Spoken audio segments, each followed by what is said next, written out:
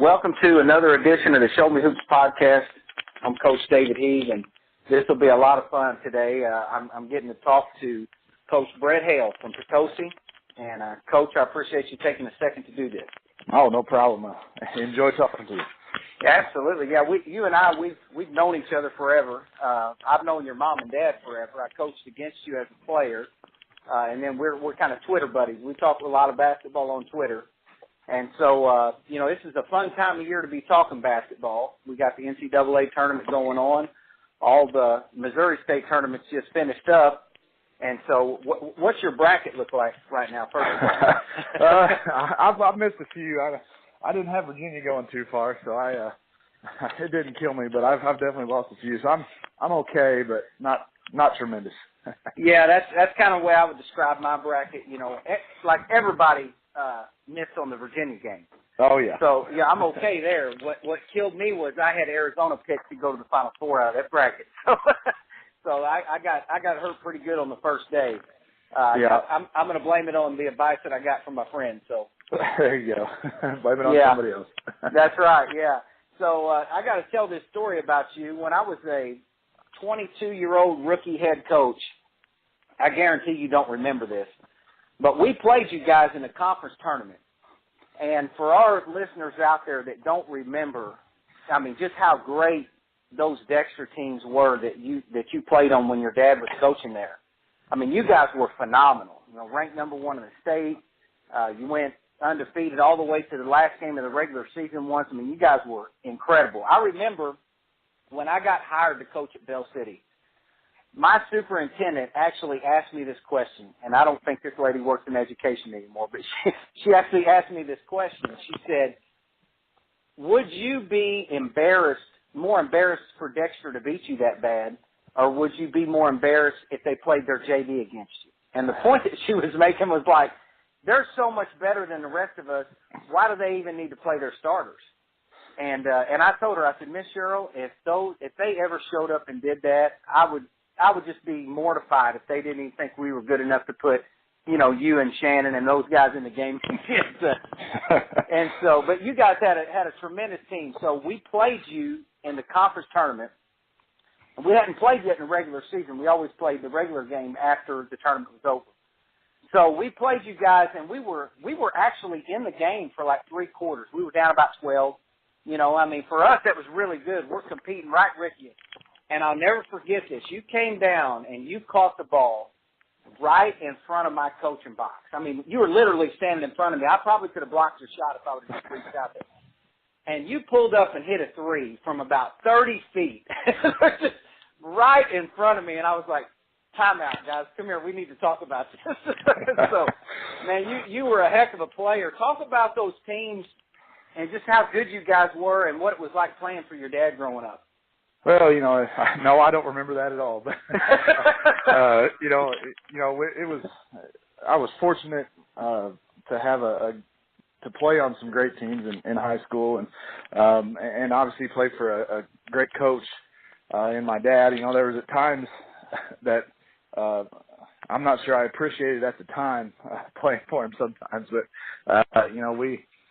it was awesome to play with those guys, and we had a lot of success. Unfortunately, we didn't win a district. New Madrid was pretty darn good, but they were. They were very good too. But we did a lot of great things, and it was just fun competing with those guys. Shannon was a great player in my grade. We had some great guys in front of us. The class that graduated before me, Scott Mattingly and Sean Geatley, and we just had a lot of weapons, and we spent a lot of time playing basketball. There was very few of us that played any other sports. We were just basketball players, and that's what we did all year. And we just went out and played, and we won a lot of games doing it. Yeah, you guys really did. And kind of going back to that district, I was talking with a coach from St. Louis last night, actually, and he was kind of complaining, kind of the same thing that you're saying. You guys were in a loaded district. He's in a loaded district right now in Class 4 in that part of the state where it's like, goodness gracious, just to get out of this one district is just so hard. I remember the year you guys went undefeated. You were 25-0 right to the end of the year, and then Donovan beat you right before the district started. Mm-hmm. And in that same district, you had Dexter, who's ranked number 1 in the state, undefeated. And, I mean, just you guys were loaded good. Then you had Donovan, who was, with the big kid they had back then. I can't remember his name. And then they had Adam Crater. Yep. And then they had Karras. And Donovan was so good. You guys played 2 or 3 times that year, just like epic games. And then you had Charleston, they're always good. And then you had New Madrid County Central, who ended up winning the state tournament. I think New Madrid might have been like the 3 or the 4 seed in that district before they went on to win the state tournament that year. Like, that's how deep that district was. Yeah, I think you're right. I think we were the 1 seed. I think Donovan may have even been the 4. I think we played them maybe in the semis. I don't, but there were some really good teams. And my junior year, I think in that district, we didn't even play New Madrid in the regular season, which was kind of unfortunate. Now, my senior year, we played them, but that was a great district, and I think, if we could have beaten New Madrid, I think we might have been able to do it too, but it was just one of those things where 2 of the best teams, if not the best teams, were in the same district, and that happens, that's the way it's set up, and, it is what it is. You just, you just live with it, and that's what it is. Do you think that helped make your group better when you were growing up? Because you know how it is in Southeast Missouri. Like, when you guys were coming along, all of us coaches, I was just starting to coach at the time, but we all heard, hey, Paul Hale's got a son, and that group of kids that he's coming up with, they're really good. It's kind of like, like Kipler's group at New Madrid, that really good New Madrid group. Everybody saw them coming. Everybody knew they were going to be good. And so, did that help make you guys better, do you think, because you could kind of look around you, you knew you had to compete, because the talent was just so great in Southeast Missouri at that time? I think so. We were, as kids, you're a little short-sighted sometimes, but, I think we knew that we had to be really good if we were gonna do anything. And, we worked at it so hard, and I kind of just looking back at it, thinking of coaching my kids now and just how much time we really put into it. And I didn't think it was abnormal back then. It was just what we did. But, that it probably is a little bit abnormal how much time we spent and how much basketball we played. Just I think that's why we were good. We weren't going to jump out of the gym and be super quicker than everybody else. We just we knew how to play, and we played a lot together. But, the area was very good. It still is. Southeast Missouri basketball is awesome.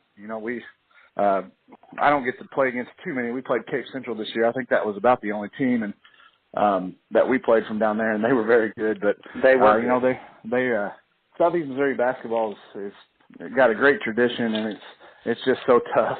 Year in and year out, there's some great teams. There are, and so your dad's style, for people that don't remember or just don't know, we've got people all over the state that listen to this, but Paul Hale was famous for that matchup press, that matchup zone, 2-2-1. It was a 2-2-1, but if you talk to your dad, which I talked to him a lot through the years, he would always say it's just a press. Like it really didn't have a specific alignment. It was just a matchup.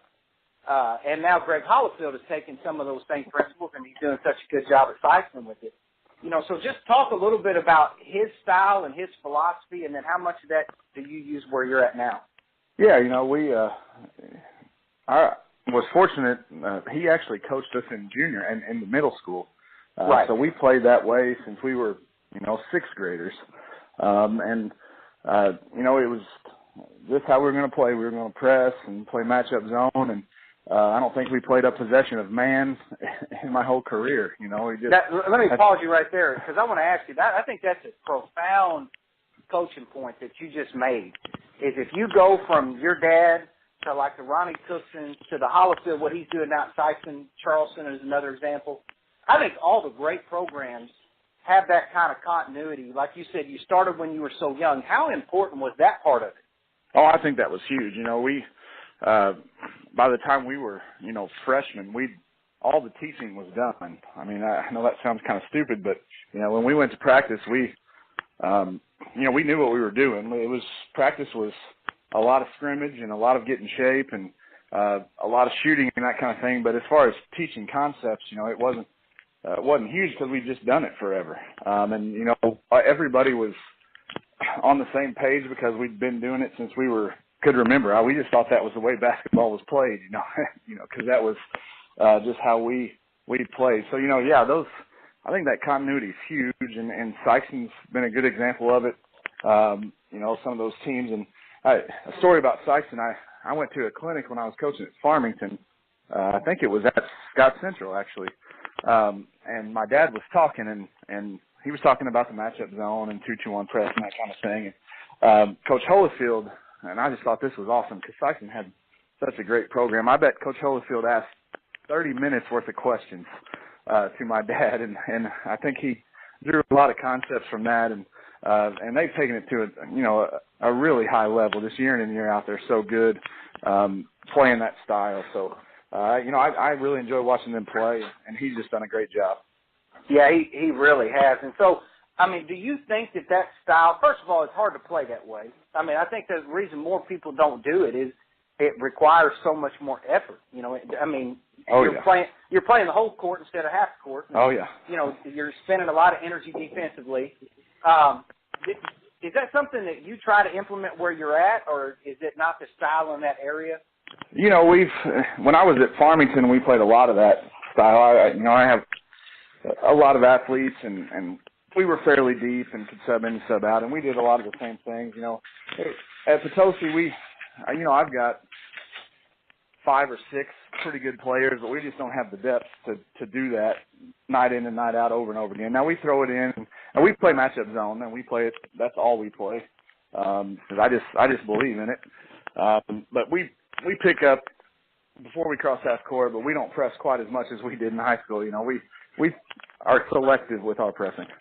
Sure, yeah, and I think that, I heard Bobby Knight speak at a clinic one time, and he made the comment that a coach not understanding his team's point of pickup is one of the biggest mistakes that a coach can make. If you try to overextend where your kids can stop the ball, reasonably. And, if you're not able to do that, you're just turning on a faucet for the other team. You're turning them loose. And so, but eventually, is that something that, of course, in a perfect world with the right kids and the right depth and everything, would you turn that press loose on that mineral area? Oh, absolutely. Absolutely. I think the kids just like playing that way if they can. It's fun. It's hard, like you said. When we practiced in high school, we for 2 hours or however hour and 45 minutes we were in there, it was full court the whole time. We didn't do anything half court, and that's just how we practiced. It takes a tremendous amount of conditioning, and I think we were very conditioned, and just because of the way we practiced, and conditioning. 4 years of high school, I don't think I ran a sprint. Wow. We didn't do that. We played full court. Every drill was full court, and I think that was just how we got in shape. That's if you're going to play that way, you've got to have some depth, and you've got to be in great shape for sure. I remember the first time that I actually saw you play, up close and personal. I was an assistant coach at Cape Notre Dame my last year of college, and we went down and played you guys at Sykeston. I don't remember if it was the Sykeston tournament back then or what it was, but we went down and played you guys. I think this was your junior year when you guys were, or it might have been your sophomore year. I don't remember. It was not your senior year. I remember that. It's the first time I'd really seen you guys playing. I'd heard you're good, and I thought we were pretty good. I thought, hey, we're a pretty good team. And I just remember trying to guard you guys, and, I was just an assistant, but just sitting on the bench going, my goodness gracious. These kids can just score. And so talk about maybe your dad's offensive philosophy. I remember, trying to guard your dad's teams even as I got older as a coach and just going, what he did was so simple. Like you knew what he was going to do. But you guys were so good at the execution, and I think that's probably because of what you're saying with all the scrimmage and the continuity that you guys had playing together. But in general, for the people that never got to see you guys play, what was your overall offensive philosophy? Well, it was based on running in lanes and that kind of thing. We played no matter what kind of personnel, and I think he always has. He plays with 3 guards and 2 posts, and that's just the way he does. If he doesn't have 2 posts, he just makes one. It really is just based on turning that defense into quick offense and being in the right spots. And, I think one of the most underrated things that he does as a coach is just coach shooting. His teams, especially, our team and his teams at Notre Dame and all that, just really shot the ball well. He did. And he really coaches shooting. I think a lot of coaches don't do that. We go through, you're going to do these shooting drills and you're going to get shots up, but are you really coaching shooting? And I think he consistently coached us how to shoot the ball and corrected mistakes and that kind of thing. And, but as far as offensively, it started with a break. And really, I know this sounds kind of crazy, because we had such good guards, but his offense is really post-centered. It is. Absolutely. Yes. Yeah, and it's got to go into the post and those post pick and seal and high-low stuff. And as far as guards, we just get to an open spot and keep moving and throw the ball inside and it comes back to us. And that's kind of his philosophy is really he wants to throw the ball inside, and those post guys have to be able to score and pass the ball and that kind of thing. So, but it's a really post-centered offense. It's kind of a patterned kind of thing, but that's just how we played. It's get down the floor and take good shots and throw the ball inside. We had no set plays. We didn't run any sets besides an out of bounds play. It was just we were just consistent and fundamentally sound, and I always thought we really shot the ball well. Yeah, and I remember, that's a great point about people would remember you guys as being this three-point shooting team, and you were. But what I remember is trying to guard you guys and the ball coming up, like you said, flying down the floor, and your dad was so good at getting the defense to play like on one side of the floor because you were so afraid of the ball going inside. And so once that happened, I thought you guys were maybe the best team that I ever coached against as far as skip passing. Like you could get the ball on one side of the floor and see where that help was diving in from. And, okay, if you're going to take the post away, then I'm going to skip it over there to that guy. And you guys were so good at that. Oh, yeah, and that's something that we were coached. We worked skip passing a lot. And, it's just one of those things. We were fortunate. Like I said, we had a lot of guys that could shoot it, and the guys that came off the bench could shoot it. Our post guys were always pretty good. Scott Mattingly was a good scorer, and then Chris Carr was a year younger than us, but he was a pretty good player too. And when you got a guy in the post that can put up points, I think as a guard, that's just that's cake for you. That makes your job so much easier. When there's some post guy that they have to really help around, guards can really have a field day, I think. I agree. And speaking of having a field day, I mean, you're one of the better shooters that's ever come out of that part of the state. I've seen you have just some monster games. If you could tell our people listening to this, what's the hottest that you ever got, or can you tell a story about one game where you just were on fire? Oh, I don't know. I had a few, but, the one I remember was actually against Twin Rivers. It was at Twin Rivers, and I think I was a junior. And we came out, and I think, I can't remember the exact score, but it seemed like we were down about 20-0 to start the game. I mean, it was just we were in trouble, and I just really got super hot, and I think I scored 44, but they were all from quarter 2 on, and it just seemed like everything I threw up went in. There was a couple nights like that, but that's the one that I remember just because I felt like I took some tough shots and probably shots I shouldn't have shot, but they were just all going in.